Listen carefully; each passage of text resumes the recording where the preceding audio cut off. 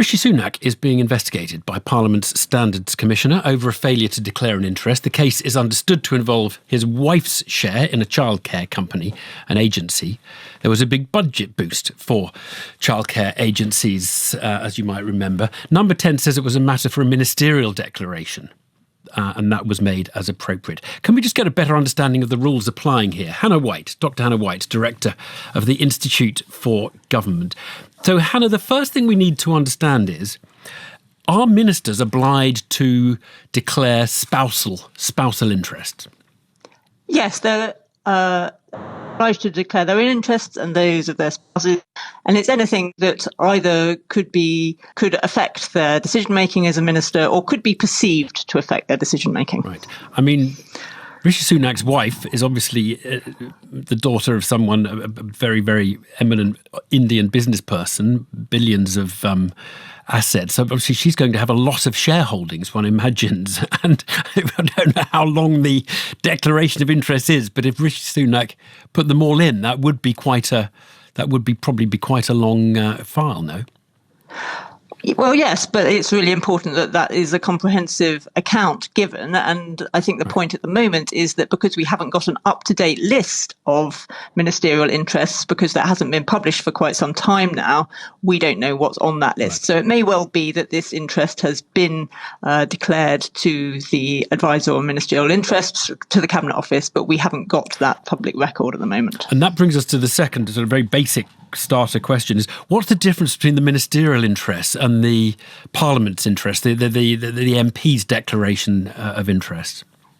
Well, they're two different systems. Arguably, they ought to be brought more in line. But the MP's one is, it's probably easier to start with the ministerial set, is for anything which affects your interests as a minister. And which isn't related to role as a minister is declared under the MP's Code of Conduct and Register of Interests. Right. Now, it seems that in the case that we think this is all about, the Prime Minister was actually at a committee of MPs, the liaison committee, and was asked when talking about the budget whether he had any interests that might be relevant, and said he leaves those in the ministerial file as appropriate. Is that what this is about, rather than the declaration of interests as a sitting MP?